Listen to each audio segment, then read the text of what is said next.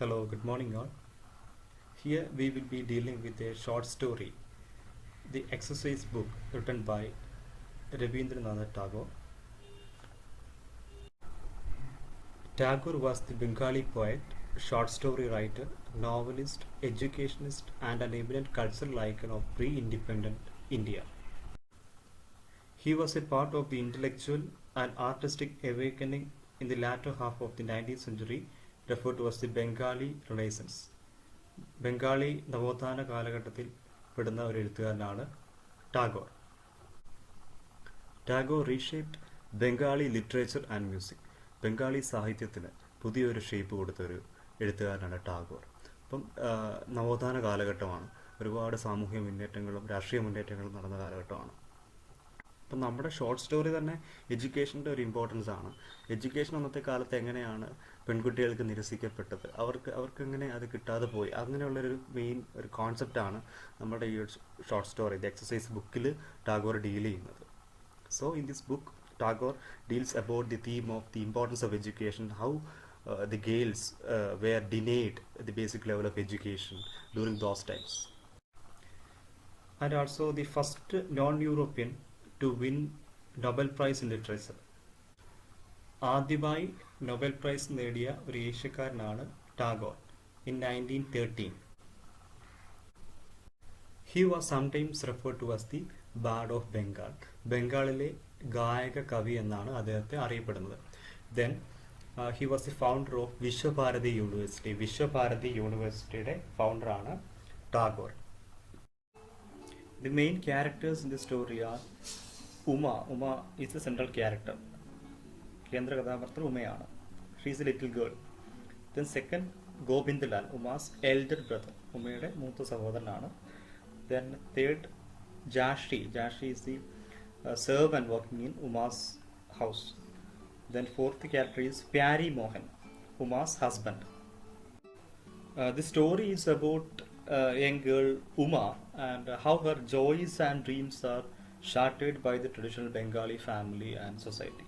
അപ്പോൾ ഉമ എന്ന കഥാപാത്രത്തെ റിവോൾവ് ചെയ്തുകൊണ്ടാണ് ഈ സ്റ്റോറി പോകുന്നത്. ആൻഡ് എങ്ങനെയാണ് അവളുടെ ആഗ്രഹങ്ങളും അവളുടെ സ്വപ്നങ്ങളും ഒരു ട്രഡീഷണൽ ബംഗാളി സൊസൈറ്റിയാൽ അതെങ്ങനെ ഇല്ലാതാക്കപ്പെടുന്നു എന്നുള്ളതാണ് ഈ സ്റ്റോറിയുടെ മെയിൻ ക്രക്സ് എന്ന് പറയുന്നത്. അപ്പോൾ നമുക്കിനി സ്റ്റോറിയിലേക്ക് പോകാം. The Exercise Book by Rabindranath Tagore. So the central character in the story is Uma, little girl Uma. ഉമയാണ് ഇതിനകത്തെ മെയിൻ കഥാപാത്രം. ഇതൊരു തേർഡ് പേഴ്സൺ പോയിന്റ് ഓഫ് വ്യൂവിലാണ് എഴുതിയിരിക്കുന്നത്. മൂന്നാമതൊരാളാണ് കഥ പറയുന്നത്. തേർഡ് പേഴ്സൺ എന്ന് പറയുമ്പോൾ അവൻ, അവർ, അവൾ. അപ്പോൾ അവരെ അഡ്രസ്സ് ചെയ്തുകൊണ്ട് അവരെക്കുറിച്ച് പറയുന്നതാണ് തേർഡ് പേഴ്സൺ എന്ന് പറയുന്നത്. ഓക്കെ, അപ്പോൾ നമുക്ക് സ്റ്റോറി നോക്കാം. Uma became a great nuisance as soon as she learned to write. On every wall in the house, she would draw unsteady lines and write with a piece of code in big unformed letters, raindrops on tree tops. അപ്പോൾ ഈ സ്റ്റോറിയുടെ introductory പാർട്ടിൽ തന്നെ ഉമ എന്ന കഥാപാത്രം എന്താണ്, അവൾ ആ വീട്ടുകാർക്ക് എന്താണ്, അവൾ എന്താഗ്രഹിക്കുന്നു എന്ന് വ്യക്തമായിട്ട് കൊടുത്തിട്ടുണ്ട്. She's a great nuisance as soon as she learn to write. അവളുടെ ഉമ എന്ന കഥാപാത്രത്തിന്റെ എഴുത്ത് എങ്ങനെയാണ് ബാക്കിയുള്ളവർക്ക് വീട്ടിലുള്ളവർക്ക് ഒരു ഉപദ്രവമായി മാറുന്നത് എന്നാണ് ആദ്യ ഭാഗത്ത് കൊടുക്കുന്നത്. On every wall in the house she would draw unsteady lines and write with a piece of code in big unformed letters, rain drops on tree tops.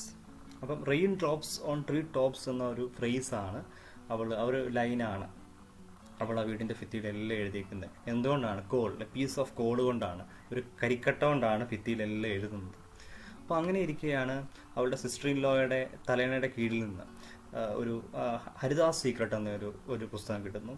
She hunted out the copy of Haridas secret under her sister in law's pillow and wrote in pencil on every page black water red flower.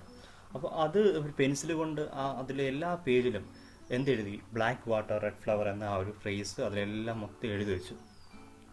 With huge scrolled letters she obliterated most of the auspicious days in the almanac kept for the household constant use. അപ്പോൾ ഇവിടെ എന്താണ് അൽമനക് എന്നുകൊണ്ട് ഉദ്ദേശിക്കുന്നത്? നമ്മുടെ പഞ്ചാംഗമാണ്. പഞ്ചാംഗത്തിലെ എല്ലാ നമ്മുടെ വീട്ടിലെ ഓരോ പ്രധാനപ്പെട്ട കാര്യങ്ങളുടെ സമയമൊക്കെ നോക്കുന്നതാണ്, അതിലാണ്. അപ്പോൾ അതൊക്കെ തുടച്ച് മൊത്തം മായ്ച്ച് കളഞ്ഞിട്ട് അവൾ അതിലും എഴുതാൻ തുടങ്ങി. വിത്ത് ഹ്യൂജ് സ്ക്രോൾഡ് ലെറ്റേഴ്സ്, വലിയ അക്ഷരങ്ങളിൽ അതിലെല്ലാം എഴുതാൻ തുടങ്ങി. ഇങ്ങനെയാണ് ഉമ എഴുതാൻ പഠിച്ച കാലം തൊട്ട് വീട്ടുകാർക്കൊരു ന്യൂയിസൻസായി മാറുന്നത്, ഒരു ശല്യമായി മാറുന്നത്. Right in the middle of the credits column in her father's account book, she wrote, "He who writes and studies hard will one day ride a horse and cart." He who writes and studies hard will one day ride a horse and cart. അപ്പോൾ ഇതാണ് അച്ഛൻ്റെ account ബുക്കിൽ അവൾ എഴുതിയിരുന്നത്. അപ്പോൾ ഇത് സ്വാതന്ത്ര്യം ആഗ്രഹിക്കുന്ന അല്ലെങ്കിൽ വിദ്യാഭ്യാസം നേടാൻ ആഗ്രഹിക്കുന്ന ഒരു പെൺകുട്ടിയുടെ ചിന്തയിൽ നിന്ന് വന്ന വരികളാണ്. അപ്പോൾ അതാണ് ഈ വരിയുടെ ഇമ്പോർട്ടൻസ് എന്ന് പറയുന്നത്. So long she had never been thwarted in this literary pursuit, but in the end, one day there was a major disaster. അപ്പോൾ അങ്ങനെയുള്ള അവളുടെ ഇങ്ങനെയുള്ള സ്ക്രിബ്ലിംഗ് പരിപാടികളൊക്കെ ഇങ്ങനെ നടന്നുകൊണ്ട് പോയി. അപ്പോൾ അവിടെ എവിടെയൊക്കെയുള്ള പുസ്തകങ്ങളൊക്കെ വരയ്ക്കുക, അവളുടെ ആ ഒരു വിനോദങ്ങൾ ഇങ്ങനെ തുടർന്നുകൊണ്ട് ഇരിക്കുക. ഒരു തവണ ഒരു വലിയൊരു മേജർ സംഭവം ഉണ്ടായി. Uma's elder brother Gobindalan looked inoffensive enough, but he was always writing in the newspapers. Listening to him talk, not one of his relatives or neighbors would ever think him capable of deep thought, and indeed no one could ever accuse him of thinking on any subject but he wrote, and his views coincided entirely with those of most readers in Bengal. ഉമയുടെ സഹോദരനായ ഗോവിന്ദലാൽ ഒരു എഴുത്തുകാരനായിരുന്നു. ഗോവിന്ദലാൽ വലിയ ചിന്താശക്തിയുള്ള ആളൊന്നും ആയിരുന്നില്ല. അദ്ദേഹം എഴുതുമായിരുന്നുവെങ്കിലും അദ്ദേഹം വലിയ പുരോഗമന ചിന്താഗതിക്കാരനോ അങ്ങനെയുള്ള ആയിരുന്നില്ല. വളരെ ട്രഡീഷണൽ ആയിട്ട് ഉള്ള കാഴ്ചപ്പാടൊക്കെ ഉള്ള ഒരാളായിരുന്നു ഗോവിന്ദലാൽ. Without any recourse to logic, depending solely on the effect of his thrilling rhetoric, Gobindlal had composed an entertaining essay, vigorously demolishing the grave misconceptions about physiology current among European scientists. One day, in the afternoon when no one was about, Uma took her brother's pen and ink and wrote on the essay in very large letters, "Gopal is a very good boy. He eats whatever is given to him." ഗോവിന്ദലാലിൻ്റെ എഴുത്തിന് ലോജിക്കൊന്നും ഉണ്ടായിരുന്നില്ല, പക്ഷേ അദ്ദേഹത്തിന് നല്ലൊരു റട്ടറി സ്കില്ലുണ്ടായിരുന്നു, നല്ലൊരു ഭാഷാ ശൈലി ഉണ്ടായിരുന്നു എഴുതാൻ. അങ്ങനെ അദ്ദേഹം ഒരു എൻ്റർടൈനിങ് ആയിട്ടുള്ള എസ്സേ എഴുതി. അങ്ങനെ ഇരിക്കെ ആ എസ്സേയിൽ ഉമ വലിയ വാചകത്തിലെഴുതി, "Gopal is a very good boy. He eats whatever is given to him" എന്നെഴുതി. I do not think that by her use of the name Gopal, Uma had intended any special reflection on the readers of her brother's essay. But her brother's anger knew no bounds. First he beat her, then he confiscated her carefully collected meagre store of writing implements, a stubby pencil, and a blunt, ink-stained pen. The humiliated girl, unable fully to understand the reason for so severe punishment, sat in a corner of the room and began to cry. അപ്പോൾ അങ്ങനെ അവളുടെ brother അവളുടെ എഴുത്ത് സാമഗ്രികളെല്ലാം പിടിച്ചെടുക്കുകയും അവളെ തല്ലുകയും punish ചെയ്യുകയൊക്കെ ചെയ്തു. അവളൊരു മൂലയ്ക്ക് മാറിയിരുന്നു, റൂമിൻ്റെ മൂലയ്ക്ക് മാറിയിരുന്ന് ഉമ്മ കരയാൻ തുടങ്ങി. After the periods of discipline was over, Gobindlal somewhat remorsefully returned Uma's looted property and moreover tried to assuage the little girl's grief by presenting her with a bound-ruled, stout exercise book. അപ്പോൾ അങ്ങനെ ഗോവിന്ദലാൽ തല്ലിയതിനു ശേഷം പുള്ളിക്കാരൻ ഒരുപാട് പശ്ചാത്തലിച്ചിട്ട് looted പ്രോപ്പർട്ടിയൊക്കെ തിരിച്ചു കൊടുക്കും. Looted property means ഇങ്ങനെയുള്ള എഴുത്തും പേനയും പെൻസിലും അങ്ങനെയുള്ള കാര്യങ്ങളൊക്കെ തിരിച്ചു കൊടുത്തിട്ട് കൂടെ ഒരു എക്സസൈസ് ബുക്കും കൂടെ ഉമ്മയ്ക്ക് സമ്മാനിക്കും, തൻ്റെ സഹോദരനായ ഗോവിന്ദലാൽ. Uma was then 7 years old. From that day on, this exercise book spent its nights under Uma's pillow and its days under her arm or in her lap. When her hair in a tiny braid, accompanied by a maid, she went to the girls' school in the village, the exercise book went along with her. The sight of it would arouse wonder in some of the girls, greed or envy in others. അപ്പോൾ ഉമ്മയ്ക്ക് 7 വയസ്സായിരുന്നു. 7 വയസ്സുകാരിയായ ഉമ്മയുടെ കൂടെ അവൾ സ്കൂളിൽ പോകുമ്പോഴെല്ലാം ഈ exercise book എപ്പോഴും കൂടെ കൊണ്ടുപോകായിരുന്നു. രാത്രി കാലങ്ങളിലൊക്കെ എക്സസൈസ് ബുക്കിൽ അവളുടെ തലയണയുടെ കീഴിൽ ഇങ്ങനെ വെച്ചിട്ട് അവളുടെ തൻ്റെ തോട്ട്സ് കാര്യങ്ങളും എല്ലാം അതിലിങ്ങനെ എഴുതി വെക്കുമായിരുന്നു. അങ്ങനെ ഒരു ശീലം അവൾക്കുണ്ടായിരുന്നു. In the first year, she wrote carefully in her exercise book the words "Sing, the night is past" She would sit on the floor of her bedroom, clutching the exercise book, and write, read, and declaim loudly in a sing-song voice. In this way, she collected many lines of prose and poetry. ഉമ്മ first സ്റ്റാൻഡേർഡിലെത്തിയപ്പോൾ തൻ്റെ തോട്ട്സും കാര്യങ്ങളും ഒക്കെ exercise ബുക്കിൽ എഴുതാൻ തുടങ്ങി. അവൾ അവിടെ ബെഡ്റൂമിൽ ഇരുന്നു കൊണ്ട് തന്നെ എഴുതാനും അതുപോലെ തന്നെ ഉറക്കെ വായിക്കാനും അവൾ എഴുതിയ കാര്യങ്ങൾ പോയൊക്കെ ഉറക്കെ ചൊല്ലുവാനൊക്കെ തുടങ്ങി. In the second year, a few independent compositions began to make their appearance. They were brief but extremely pregnant, lacking both introduction and conclusion. We may offer a few examples. ഉമ്മ 2ാം ക്ലാസ്സിൽ ആയപ്പോഴേക്കും അവൾ സ്വന്തമായിട്ട് അവളുടേതായിട്ടുള്ള കമ്പോസിഷൻസ് ഒക്കെ എഴുതാൻ തുടങ്ങി. പക്ഷേ അതിന് ഒരുപാട് പ്രഗ്നൻറ്റ് ഐഡിയാസ് ഒക്കെ ഉണ്ടെങ്കിലും അവളിന് ഇൻട്രൊഡക്ഷനും കൺക്ലൂഷനും ഒന്നും അങ്ങനെ ഇല്ലായിരുന്നു. അപ്പോൾ അതിൽ കുറേ ഉദാഹരണങ്ങളാണ് താഴെ കൊടുത്തിരിക്കുന്നത്. Below where she had copied out the tale of the tiger and heron from Kathamala, you would come across a line not to be found in Kathabala, not for the matter anywhere in Bengali literature to this day. The line ran as follows: I love Jhashi very much. ബംഗാളിലെ കഥാമാല വായിച്ചിട്ട് അവൾ അത് വായിച്ചിട്ട് അതിൽ നിന്നും കാര്യങ്ങളൊക്കെ ഇങ്ങനെ എടുത്തെഴുതാൻ തുടങ്ങി. ഐ ലവ് ജാഷി വെരി മച്ച്, അത് ബംഗാളി ലിറ്ററേച്ചറിലൊന്നും കാണാത്തൊരു വരിയാണ്. അപ്പോൾ അവൾ ജാഷി അവിടുത്തെ സെർവൻ്റാണ്. അപ്പോൾ ജാഷിയെ കൂടുതൽ ഉമ്മ ഇഷ്ടപ്പെടുന്നു. അപ്പോൾ അവരുടെ ആ ഒരു ഇൻറ്റിമസിയാണ് ആ ലൈനിൽ കാണിക്കുന്നത്. Let no one think that I am about to tell a love story. Jhashi was not an 11 or 12-year-old boy of the neighborhood. She was an elderly servant of the household, her real name being Jashoda. But it is impossible to gauge the real nature of the little girl's feeling for Jhashi from this one sentence.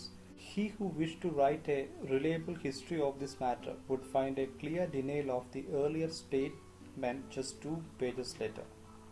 തന്നെ കൂടുതൽ മനസ്സിലാക്കുന്ന ഒരു ക്യാരക്ടറാണ് ജഷോഡ. അതുകൊണ്ടായിരിക്കണം അവൾ I love Jashi very much എന്ന exercise ബുക്കിൽ എഴുതിയത്. പക്ഷെ എങ്കിലും എന്താണ് ഈ ലിറ്റിൽ ഗേൾ ഉമ്മയുടെ മനസ്സിലെ ആ ഒരു ഇമോഷൻസ് ആൻഡ് ഫീലിങ്സ് എന്താണെന്ന് ഈ വരികളിലൂടെ ഇപ്പോഴും കൃത്യമായിട്ട് നമുക്ക് മനസ്സിലാക്കാൻ പറ്റില്ല. This is not just one instance. Throughout Uma's compositions one might note this fault of self-contradiction.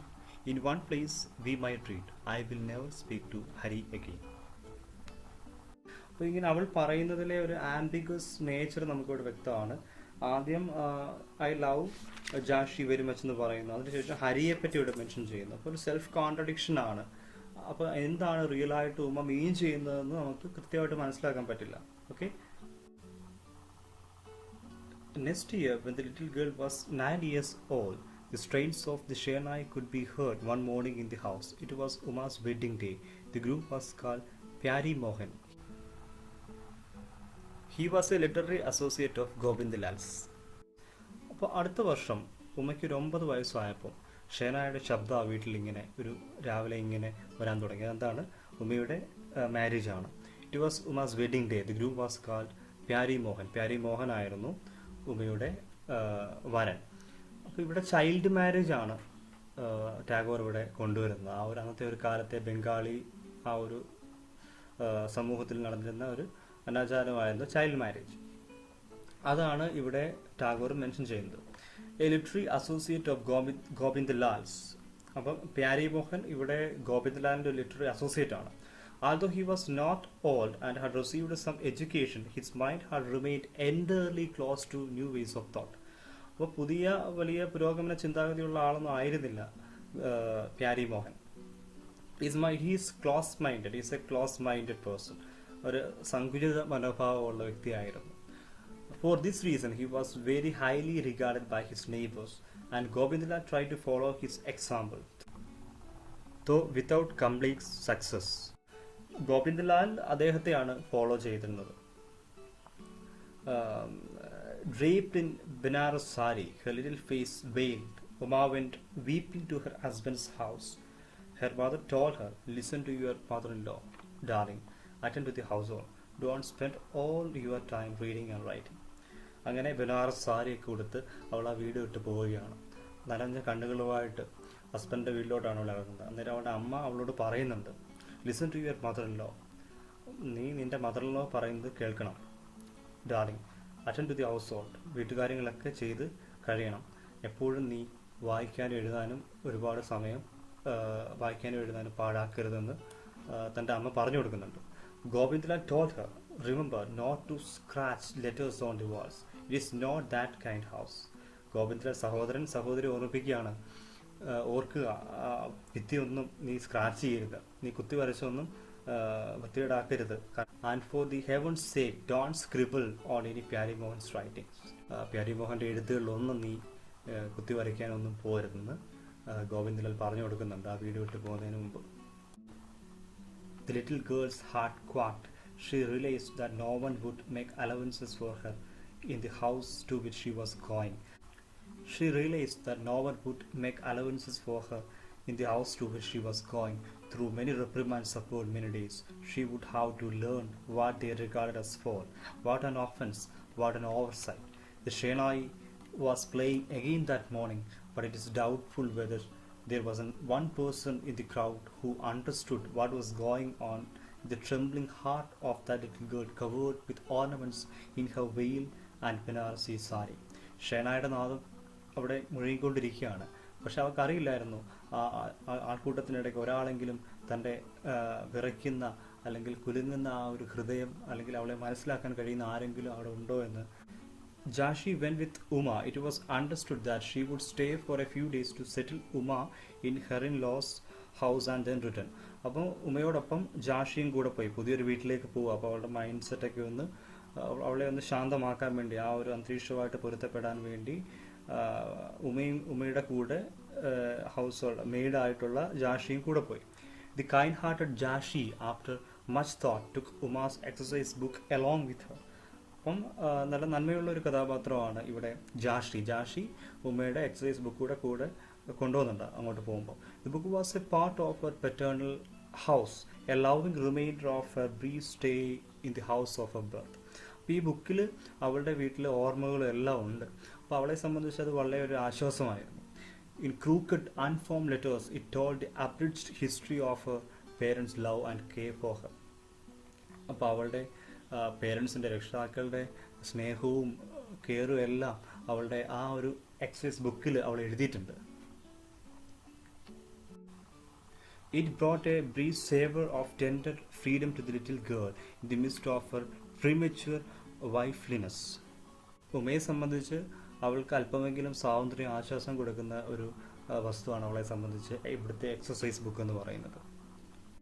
In the first few days after her arrival in her in-laws' house, Uma wrote nothing. She had no time. At length, some days later, Jashi returned to her former residence. അപ്പോൾ കുറച്ച് നാൾ കഴിഞ്ഞപ്പോൾ ജാഷി അവളുടെ വീട്ടിൽ നിന്ന് പോയി, അവളുടെ ഭർത്തൃ വീട്ടിൽ നിന്ന് പോയി.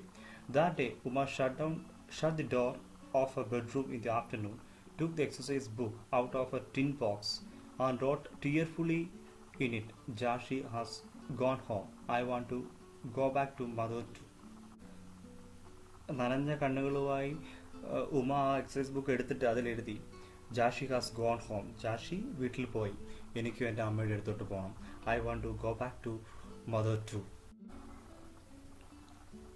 Now Uma no longer had the leisure to copy anything out of the Charupad or Bodhodaya. Perhaps she did not have the inclination either. So nowadays there were no great intervals between Uma's own brief compositions. Immediately after the above statement we might read, "If Dada comes to take me home just once, I will never spoil his writings again." പണ്ടത്തെ പോലെ തന്നെ text book ചെയ്യുന്ന കാര്യങ്ങളൊന്നും copy ചെയ്യാനുള്ള താല്പര്യവും ഇല്ല, അതിനുള്ള സമയം അവൾക്കില്ല. കാരണം പുറത്ത് വീട്ടിൽ അവൻ്റെ ജോലിയും കാര്യങ്ങളൊക്കെ ആയിട്ട് ഉമ്മ ഇങ്ങനെ പോവുകയാണ്. ഇവിടെ ചാരുപത് ആൻഡ് ബന്ധോദയ എന്ന് പറയുന്നത് ചിൽഡ്രൻസ് ബുക്കാണ്, children's books in Bengali. So nowadays there were no great intervals between Uma's own brief composition. അവൾക്ക് ഇൻ്റർവൽ ഇല്ല, അവൾക്ക് ഇടവേളകളില്ല, കാരണം അവളിങ്ങനെ വർക്ക് ചെയ്തുകൊണ്ടിരിക്കുകയാണ് അവിടെ. Immediately after the above statement we might read, "If Dada comes to take me home just once, I will never spoil his writings again." വളരെ വിഷമത്തോടെ അവൾ പറയുന്നുണ്ട്, ദാദ ഒരിക്കൽ കൂടി എന്നെ വീട്ടിലോട്ട് കൊണ്ടുപോയാൽ ഞാൻ ദാദയുടെ വർക്കുകളൊന്നും ഇനി ഞാൻ സ്പോയിൽ ചെയ്യില്ല, അല്ലെങ്കിൽ അതൊന്നും നശിപ്പിക്കില്ല എന്ന് അവൾ വിഷമത്തോടെ പറയുന്നുണ്ട്. It is said that Uma's father often attempted to bring Uma home. Govindlal teamed up with Pyari Mohan to frustrate these plans. He said that now was the time for Uma to learn devotion to her husband. If she brought away frequently from her husband's house into the familiar ambit of her parents' love, her mind would be unnecessarily distracted. ഉമയുടെ അച്ഛൻ ഉമയെ തൻ്റെ വീട്ടിലേക്ക് കൊണ്ടുവരാനുള്ള ശ്രമങ്ങളൊക്കെ നടത്തുന്നുണ്ട്. പക്ഷെ ഗോവിന്ദലാലും പ്യാരിമോഹനും ആ ശ്രമങ്ങളൊക്കെ ഇല്ലാതാക്കുന്നു. കാരണം അവർ ചിന്തിക്കുന്നത് ഉമ ഇപ്പോൾ പ്യാരിമോഹൻ്റെ ഭാര്യയാണ്, അപ്പം പ്യാരിമോഹനെ സേവിച്ച് വീട്ടിൽ തന്നെ കഴിയണമെന്ന് വിശ്വസിക്കുന്ന ട്രഡീഷണൽ ആളുകളാണ് ഗോവിന്ദലാലും പ്യാരിമോഹനും. അപ്പം അങ്ങനെ വീട്ടിലോട്ട് കൊണ്ടുവന്ന് കഴിഞ്ഞാൽ അവരുടെ പേരൻസിൻ്റെ സ്നേഹങ്ങളൊക്കെ വീണ്ടും കൂടിക്കഴിഞ്ഞാൽ അവളുടെ മനസ്സ് വീണ്ടും ഡിസ്ട്രാക്റ്റഡ് ആയി പോകുമെന്നവർ ഭയക്കുന്നുണ്ട്. Mixing advice and mockery, he composed so excellent an essay on this theme that none of his like-minded readers could refrain from admitting the undeniable truth of his exposition. അപ്പോൾ ഗോവിന്ദലാൽ ഇങ്ങനെയൊക്കെയുള്ള കാര്യങ്ങളെ പറ്റിയുള്ള എസ്സേകളൊക്കെ എഴുതിയിട്ടുണ്ട്. അപ്പോൾ ഉമ തൻ്റെ എക്സസ് ബുക്കിൽ എഴുതിയിട്ടുണ്ടായിരുന്നു, dada I beg you take me home just once, I will never make you angry again. ഞാൻ നിങ്ങളെ ഇനി വിഷമിപ്പിക്കില്ല, എന്നെ ഒരിക്കൽ കൂടി വീട്ടിലേക്ക് കൊണ്ടുപോകൂ എന്ന് ഉമ വളരെ യാചനയോടെ ആ ബുക്കിൽ എഴുതുന്നുണ്ട്. One day, Uma shut the door and was writing some such meaningless triviality in her exercise book. Her sister-in-law, Tilagamanjari, became exceedingly curious. She thought that she must find out what Baudidi does when she shut the door very so often.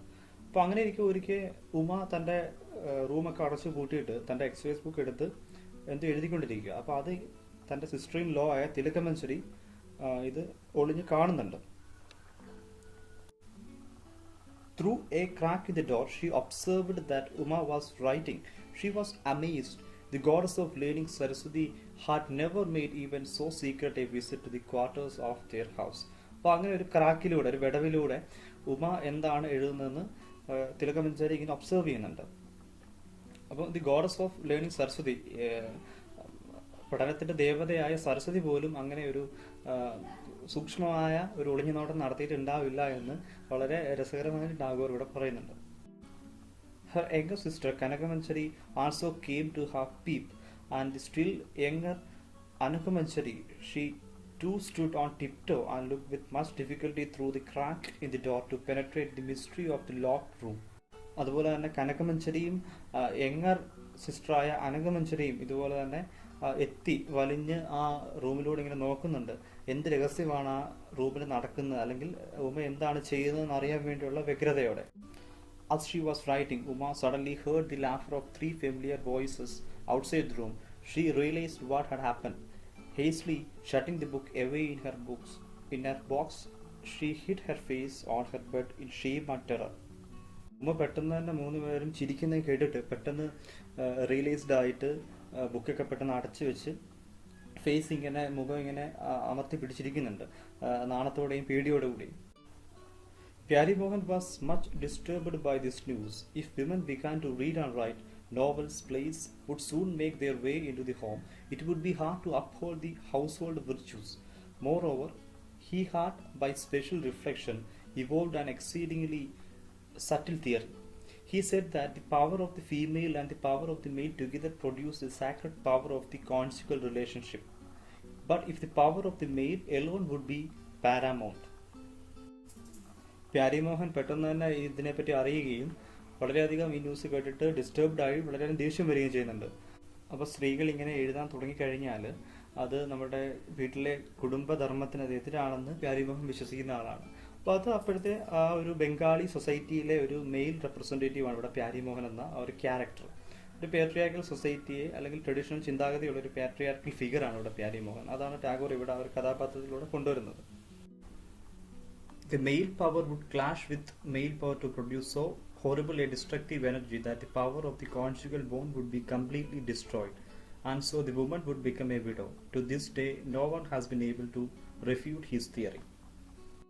ഭർത്താവിനെ സേവിച്ച് ഭാര്യ ജീവിക്കേണ്ട ഒരാളാണ്, അതാണ് ഭാര്യയുടെ ധർമ്മം എന്ന് വിശ്വസിക്കുന്ന ഒരു ട്രഡീഷണൽ ചിന്താഗതി ആണ് അന്ന് ബംഗാൾ സൊസൈറ്റിയിൽ ഉണ്ടായിരുന്നത്. റിലേഷൻഷിപ്പ് ഇല്ലെങ്കിൽ ആ ഒരു കോൺജുഗൽ ബോണ്ട് നശിക്കും, അങ്ങനെ ആ ഒരു വുമൺ വൈഫ് അവിടെ വിഡോ ആയി മാറും എന്നൊരു തിയറി, എന്നൊരു വിശ്വാസം അന്നത്തെ സമൂഹത്തിനിടയിൽ ഉണ്ടായിരുന്നു. On returning home in the evening, Pyarimohan scolded Uma roundly and made fun of her as well, saying, "We will have to order a lawyer's turban. My wife will go to office with a pen tucked behind her car." വീട്ടിലെത്തിയ പ്യാരി മോഹൻ ഉമയെ കളിയാക്കുകയും വഴക്കു പറയുകയൊക്കെ ചെയ്യുന്നുണ്ട്. But Uma was unable to understand all this. Since she had not read Pyari Mohan's essay, she had not learned to appreciate such wit, but she shrank within herself. It seemed to her that if the earth opened, she would disappear into its depths to hide her shame. For many days after that, she did not write in her book. But one day, on an autumn morning, a beggar woman was singing an Agamani song outside. Uma sat listening silently at the window, resting her face on the bars. The autumn sun in any case brought back memories of childhood. On top of that, the Agamani song was too much for Uma to bear. അങ്ങനെ കുറച്ച് ദിവസത്തേക്ക് ഉമ തൻ്റെ exercise ബുക്കിൽ അങ്ങനെ കാര്യമായിട്ടൊന്നും എഴുതിയിരുന്നില്ല. അങ്ങനെ ഒരു ഓട്ടം സീസണ് ഒരു ബെഗർ തൻ്റെ വീടിൻ്റെ മുറ്റത്ത് ഇങ്ങനെ ഒന്ന് ആഗമണി സോങ് ഇവിടെ റെഫർ ചെയ്യുന്നത് ടെക്സ്റ്റ് ബുക്കിൽ a traditional song to welcome the goddess Durga to her parents song. അപ്പോൾ ഗോഡസ് ദുർഗയെ വെൽക്കം ചെയ്യുകയാണ് അവരുടെ വീട്ടിലേക്ക്. ഇവിടെ ഉമ എന്ന ആ ഒരു പേര് ദുർഗ എന്ന നെയിമുമായിട്ട് അർത്ഥമുണ്ട്, രണ്ടും സെയിം മീനിങ് ആണ്. അപ്പോൾ ആ ഉമ ആ ഒരു സോങ് ഇങ്ങനെ കേൾക്കുകയും തൻ്റെ വിൻഡോയുടെ അരികിൽ വന്ന് ഇങ്ങനെ കേൾക്കുകയാണ് ആ song. So the autumn sun in any case brought back memories of childhood. On the top of that, the Agamani song was too much for Uma to bear. അപ്പോൾ അത് ഭയങ്കര ഒരു ഇമോഷണൽ ഇമ്പാക്റ്റ് അവിടെ ആ സോങ് കേൾക്കുമ്പോൾ ഉമ്മയ്ക്ക് ഉണ്ടാകുന്നുണ്ട്. Uma could not sing, but since learning to write, she had developed the habit of writing down any song she heard, to lessen the pain of not being able to sing it. Today the beggar woman was singing. The folk of the city said to Uma's mother, "Your lost light has returned." At this half-crazed, the young queen rushes out. "Where are you, Uma? Where are you?" ഇവിടെ ഉമയ്ക്ക് പതുക്കെ കേൾക്കുന്ന songs ഇങ്ങനെ എഴുതാനുള്ള ഒരു skill ഇവിടെ കിട്ടും. Habit of writing ഇവിടെ develop ആവുന്നുണ്ട്. അപ്പോൾ അങ്ങനെ ഈ നമ്മുടെ ബെഗർ പാടുന്ന പാട്ട്, ആ സ്ത്രീ യാചകയായ സ്ത്രീ പാടുന്ന പാട്ട് തൻ്റെ ബുക്കിൽ ഇങ്ങനെ എഴുതി വെക്കാനുള്ള ഒരു സ്കില്ല് അവിടെ ഡെവലപ്പ് ചെയ്യുന്നുണ്ട്. The queen says weeping, "My Uma, you have come to me, my darling, come to my arms." അപ്പോൾ അത് തൻ്റെ വീട്ടിലെ അമ്മ വിളിക്കുന്ന ഒരു ഇമേജായിട്ടാണ് ഉമ കരുതുന്നത്. അപ്പോൾ ആ ദുർഗയെ വിളിക്കുകയാണ്. ആ പാട്ടിൻ്റെ മീനിങ് അതാണ്, ദുർഗയുടെ അമ്മ വിളിക്കുകയാണ്. അപ്പോൾ ഇവിടെ ഉമയെ സ്വന്തം അമ്മ വിളിക്കുന്നതായിട്ട് Uma സങ്കല്പിക്കുകയാണ്. "Come to me, my darling, let me hold you just once." At this, stretching her arms around her mother's neck, Uma weeps in hurt pride and says to the queen, "Why didn't you come to fetch your daughter?" Uma ഇങ്ങനെ വിഷമത്തോടെ തിരിച്ച് ചോദിക്കുകയാണ്, "Why didn't you come to fetch your daughter?" എന്തുകൊണ്ടാണ് നിങ്ങളുടെ മകളെ വിളിക്കാൻ നിങ്ങൾ വരാതിരുന്നത് എന്തുകൊണ്ടാണെന്ന് ഇങ്ങനെ വിഷമത്തോടെ ഇങ്ങനെ ആ ബെഗറിനോട് ഇങ്ങനെ തിരിച്ചു ചോദിക്കുന്നുണ്ട്. Resentful anguish welled up in Uma's heart. Her eyes filled with tears. She called the singer secretly to her room, shut the door, and began to write down the song in her eccentric spelling. അപ്പോൾ ആ കേൾക്കുന്ന പാട്ട് അവൾ പെട്ടെന്ന് book എടുത്തിട്ട് ഇങ്ങനെ എഴുതാൻ ശ്രമിക്കുന്നുണ്ട്. നിറഞ്ഞ കണ്ണുകളുമായി വളരെ വിഷമത്തോടെ ആ കേൾക്കുന്ന പാട്ട് വളരെ തനിക്ക് അറിയാവുന്ന അക്ഷരങ്ങളിൽ ഇങ്ങനെ പരിമിതമായ വാക്കുകളിൽ എഴുതാൻ അവൾ ശ്രമിക്കുന്നുണ്ട്. Tilagamanjari, Kanagamajari and Anagamanjari observed everything through the crack in the door and burst out, clapping their hands. "Baudidi, we have seen what you are doing." അപ്പോൾ ഇവിടെ ആ 3 സിസ്റ്റേഴ്സ് അവർ ഈ വിടവിലൂടെ എന്താണ് ചെയ്യുന്നതെന്ന് ഉമ എന്താണ് ചെയ്യുന്നത് കണ്ടിട്ട് അവർ കൈയടിച്ചുകൊണ്ട് ഉറക്കെ പറയുന്നുണ്ട്, "boudidi, we have seen what you are doing." നിങ്ങൾ എന്താണ് ചെയ്തതെന്ന് ഞങ്ങൾ കാണുന്നുണ്ട്. ആഹ്ലാദിച്ച് കളിയാക്കിക്കൊണ്ട് ക്ലാപ്പ് ചെയ്തുകൊണ്ടാണ് ഇങ്ങനെ അവർ പറയുന്നത്. Uma quickly unfastened the door, came out and began to plead with them. "Darling sisters, please don't tell anybody. I beg you, please don't. I will never do it again. I will never write." പെട്ടെന്ന് തന്നെ Uma door തുറന്ന് അവരുടെ അടുത്ത് ചെന്ന് പറയാം, "ദയവായി നിങ്ങളിത് പറയരുത്, പ്രത്യേകിച്ചും പ്യാരി മോഹൻ്റെ അടുത്ത് പറയരുത്. ഞാനിതൊരിക്കലും ഇനി എഴുതുകയില്ല, ഞാൻ ഒരിക്കലും ഇത് ചെയ്യുകയില്ലെന്ന് അവരോട് യാചിക്കുന്നുണ്ട് വളരെ വിഷമത്തോടു കൂടി. At length, Uma noticed that Tilagamanjari was eyeing her exercise book. She ran and clutched the book to her chest. Her sisters-in-law tried to take it away from her by force, but when they did not succeed, Anagamanjari went to summon her brother. തിലകമഞ്ജരി തൻ്റെ കയ്യിലിരിക്കുന്ന exercise ബുക്കിലോട്ട് ഇങ്ങനെ ഒളിഞ്ഞു നോക്കുന്നത് ഉമ്മ ശ്രദ്ധിക്കുന്നുണ്ട്. അപ്പോൾ അത് കണ്ടുകൊണ്ട് ഉമ്മ തൻ്റെ എക്സസൈസ് ബുക്ക് തൻ്റെ നെഞ്ചോട് ചേർത്ത് പിടിക്കുന്നു. അതേസമയം തന്നെ ആ 3 സഹോദരിമാർ ചേർന്ന് ഫോഴ്സ്ഫുള്ളായിട്ട് അത് എടുക്കാൻ ശ്രമിക്കുന്നുണ്ട്. അതിന് കഴിയാതെ വരുമ്പോൾ അനഘമഞ്ജരി ബ്രദറിനെ വിളിക്കാൻ വേണ്ടി ഓടിപ്പോകുന്നു. Pyari Mohan arrived and sat down grimly on the bed. He said in a voice like thunder, "Give me the exercise book." Seeing that his command was not obeyed, he lowered his voice a couple of notes and said, "Give it to me." പ്യാരി മോഹൻ പെട്ടെന്ന് തന്നെ വരികയും വളരെ രോക്ഷാകുലനായി ഉറച്ച ശബ്ദത്തിൽ exercise book ആവശ്യപ്പെടുകയും അവളത് ആ ഒരു കമാൻഡ് അനുസരിക്കാത്തപ്പോൾ ഇങ്ങനെ പതുക്കെ താഴ്ന്ന സ്വരത്തിൽ ചോദിക്കും, "ഗിവ് ഇറ്റ് ടു മീ," എനിക്ക് എൻ്റെ കയ്യിലൂടെ തരിക എന്ന് ചോദിക്കുന്നുണ്ട്. The little girl clasped the exercise book to her chest and directed a glance of utter supplication at her husband's face. But when she saw Parimon was getting up to snatch the book from her, she flung it down, covered her face with her hands and collapsed on the floor. Uma തൻ്റെ exercise book നെഞ്ചോട് ചേർത്ത് പിടിച്ചുകൊണ്ട് തന്നെ വളരെ യാചനയോടെ തൻ്റെ ഹസ്ബൻഡിൻ്റെ മുഖത്തോട്ട് നോക്കുന്നുണ്ട്.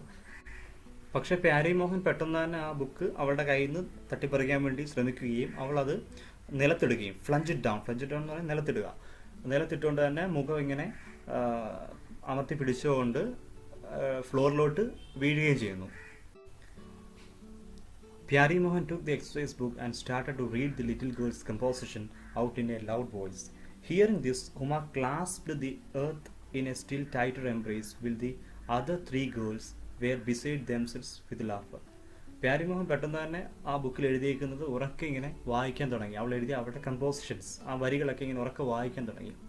ഇത് ഉമ്മ കേൾക്കുകയും ഉമ്മ ഇങ്ങനെ പെട്ടെന്ന് തന്നെ നിലത്തോട്ട് ഇങ്ങനെ പറ്റി അമർന്ന് തന്നെ ഇങ്ങനെ കിടക്കുകയും ടൈറ്റായിട്ട് നിലത്ത് പിടിച്ച് കിടക്കുകയും അതേസമയം തന്നെ ഉമയുടെ ഈ ഒരു നിസ്സഹായാവസ്ഥ കണ്ട് തൻ്റെ 3 സിസ്റ്റർ ഇൻ ലോസ് ഇത് കണ്ടുകൊണ്ട് ഉറക്കെ ചിരിക്കുന്നുണ്ട്. After that day, Uma never got back her exercise book. Pyari Mohan had an exercise book too, filled with barbed essays expounding his elaborate theories. But there was no benefactor of humankind to seize that book and destroy it. ഇതിനുശേഷം ഈ ഒരു സംഭവത്തിന് ശേഷം ഉമയ്ക്ക് പിന്നെ ഒരിക്കലും തൻ്റെ exercise book തിരികെ ലഭിച്ചിരുന്നില്ല. മനുഷ്യരാശിയിൽ പ്യാരി മോഹൻ്റെ ഈ എക്സസൈസ് ബുക്ക് നശിപ്പിക്കാൻ ആരുമില്ലല്ലോ എന്ന് പറഞ്ഞുകൊണ്ടാണ് ടാഗോർ ഈ ഷോർട്ട് സ്റ്റോറി അവസാനിപ്പിക്കുന്നത്. So the major themes in the story are: first, gender inequality; second, hollowness of male-dominated society; third, child marriage. But gender inequality വളരെ എവിഡൻ്റ് ആണ് സ്റ്റോറിയിൽ. How a patriarchal society denied education for women during the 19th century. അതാണ് ടാഗോർ ഇവിടെ മുന്നോട്ട് വെക്കുന്നത്. അപ്പം ഉമയുടെ ഒരു ഉദാഹരണം വെച്ച് നിങ്ങൾക്ക് അങ്ങനെ അനലൈസ് ചെയ്ത് എഴുതാം. Second is hollowness of male-dominated society. Hollowness means the hypocrisy of male-dominated society. പുരുഷ മേധാവിത്വം എന്ന് പറഞ്ഞാൽ അവരുടെ ഒരു കാപട്യം. സ്ത്രീകൾക്ക് അത്യാവശ്യം സ്വാതന്ത്ര്യം കൊടുക്കുന്ന ഒരു ഫാമിലിയാണ് ഞങ്ങളുടേത് എന്ന് പറയുന്നതിൽ ഒരു കോൺട്രഡിക്ഷൻ. അത് ആ ഒരു തീം വെച്ചിട്ട് നമുക്ക് അതിനെ അനലൈസ് ചെയ്യാം. And the next theme is child marriage. It is very evident during the 19th century in a Bengali society, or especially in North India. Child marriage, ഒരു ബിലോ 10 ഇയേഴ്സിൽ താഴെയുള്ള കുട്ടികളെ നേരത്തെ വിദ്യാഭ്യാസം ചെയ്യിക്കാതെ കല്യാണം കഴിച്ച് അവരുടെ സ്വപ്നങ്ങളെല്ലാം ഇല്ലാതാകുന്ന ഒരവസ്ഥ. അത് ഉമയാണ് ഇവിടുത്തെ എക്സാമ്പിൾ. അത് വെച്ചിട്ട് ആ തീമിനെ അനലൈസ് ചെയ്യാം. Then the next important thing is the significance of the title exercise book. The exercise book becomes a source of expression of the little girl's individual views and freedom of writing in a patriarchal field of education. ഇവിടെ exercise book എന്ന് പറയുന്ന ആ little girls ഉമയുടെ തന്നെ source of എക്സ്പ്രഷനാണ്. അവൾ ആഗ്രഹിക്കുന്ന ആ ഒരു എക്സ്പ്രഷനെയാണ് ഇവിടെ അത് ഇൻഡിക്കേറ്റ് ചെയ്യുന്നത്. അതുപോലെ തന്നെ ഫ്രീഡം ഓഫ് റൈറ്റിംഗ് പിന്നെ പേട്രിയാർക്കൽ ഫീൽഡ് ഓഫ് എഡ്യൂക്കേഷൻ, പുരുഷന്മാർ കേന്ദ്രീകരിക്കുന്ന ആ ഒരു അക്കാഡമിക് അല്ലെങ്കിൽ വിദ്യാഭ്യാസ മേഖലയിലെ അവളുടെ ഒരു ഫ്രീഡം അവൾ കൊണ്ടുവരുന്ന ഈ ബുക്കിലൂടെയാണ്. അപ്പോൾ അതാണ് ആ ബുക്കിൻ്റെ ആ ഒരു എക്സസൈസ് ബുക്ക് എന്ന അതിൻ്റെ ആ സ്റ്റോറിയുടെ ടൈറ്റിലിൻ്റെ ഇമ്പോർട്ടൻസ്. Okay, thank you.